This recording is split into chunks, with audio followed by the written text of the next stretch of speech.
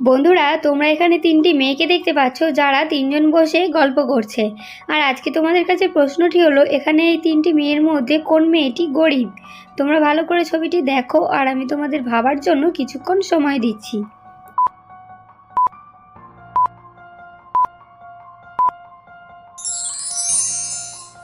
তো বন্ধুরা, তোমরা কি বুঝতে পেরেছো এখানের মধ্যে কোন মেয়েটি গরিব?